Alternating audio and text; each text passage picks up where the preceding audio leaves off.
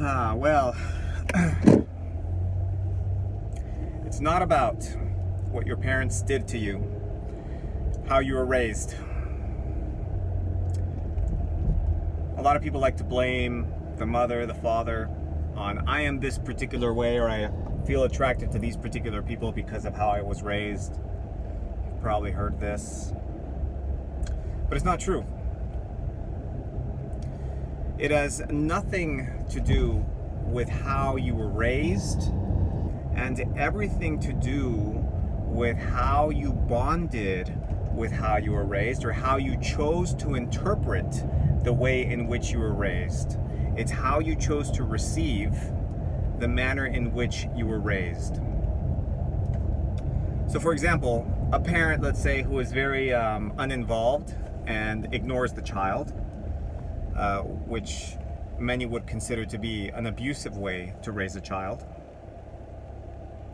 But I can assure you, there are children who are raised in that way who don't experience any sort of adversity from that style of upbringing. And yet other children can very much experience a lot of trauma from that kind of raising, because in both cases, even though both children were raised the same way, one chose to interpret the parent's ignorance or the parent's absence. They interpreted that as abandonment. They interpreted it as the parent doesn't love me. They interpreted it in the negative and developed coping strategies in order to deal with that negative interpretation of the action. The parent may have loved the child but simply been a very absent parent for whatever reason. Another child that did not experience an adverse reaction to that style of upbringing may have interpreted it as, my parents busy. They don't have time. This is just the way things are, right?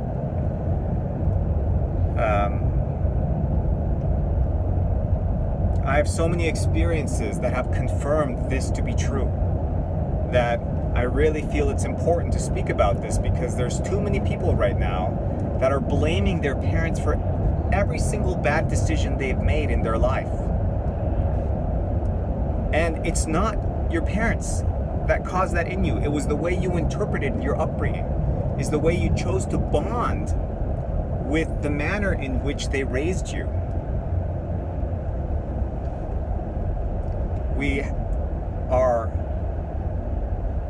I don't think psychotherapists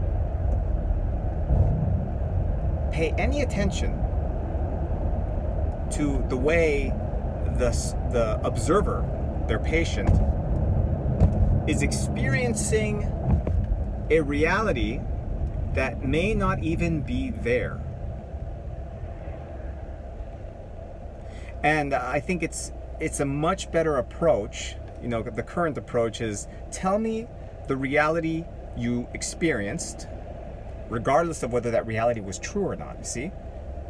Tell me your story, and we're going to assume that your interpretation is the right one.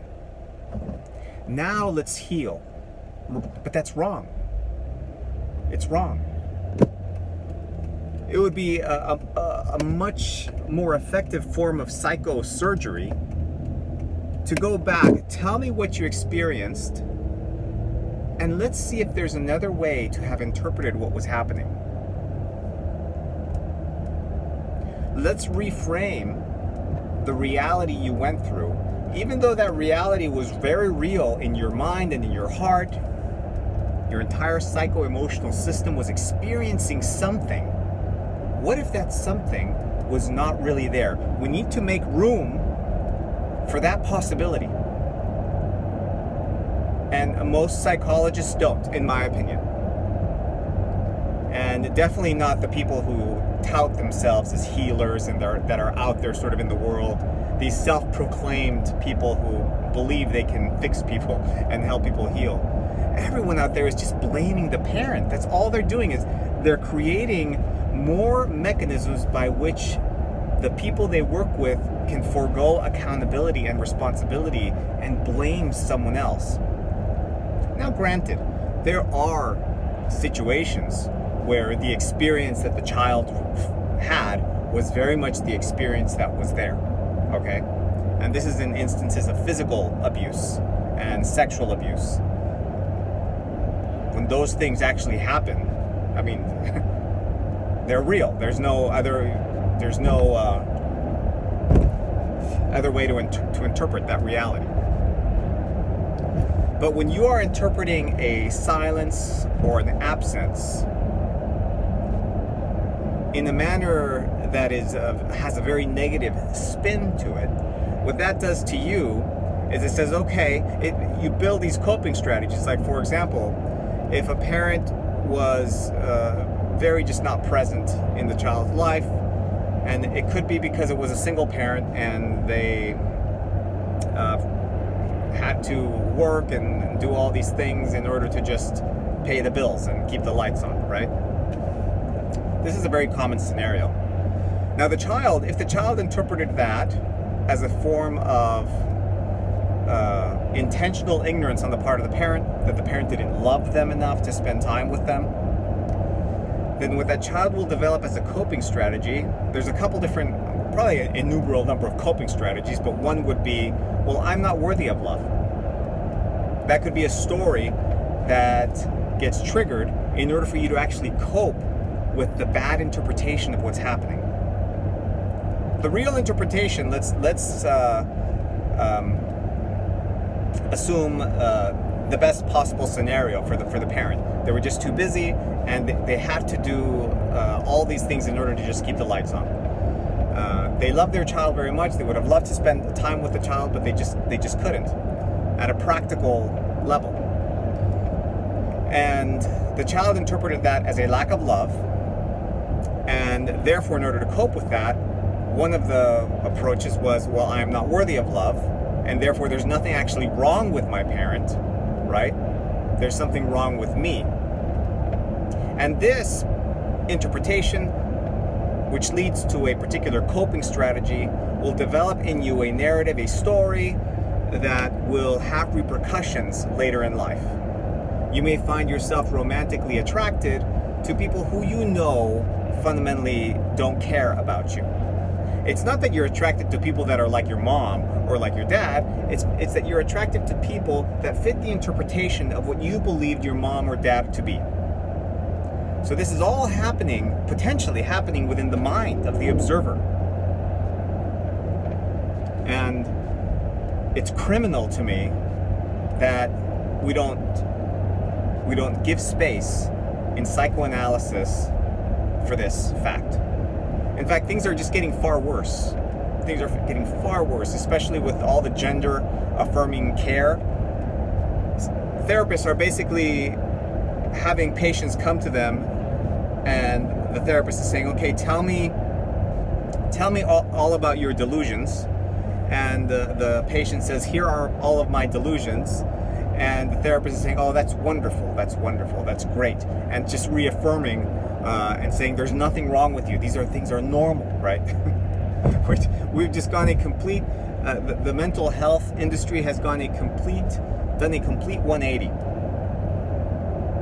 And instead of really trying to go in and find a kind of truth that it brings about healing and transformation, we're looking at the patient and saying that they are just fine the way they are, and we're going to reaffirm their delusions and make them feel good about their delusions and confirm to them that there's nothing wrong with them, but it's really the world that is the thing that has a problem, and you should just keep being you, keep doing you.